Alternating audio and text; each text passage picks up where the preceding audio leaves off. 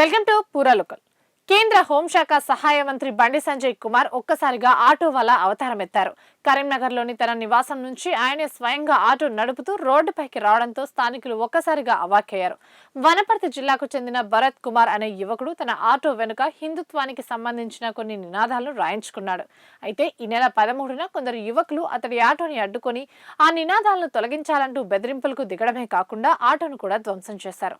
బాధిత auto driver Bharat స్థానిక BJP నేతలతో కలిసి 2 రోజుల క్రితం కరీంనగర్లోని ఎంపీ కార్యాలయంలో కేంద్ర మంత్రి బండి సంజయ్ను కలిసి తన ఆవేదనను వివరించాడు.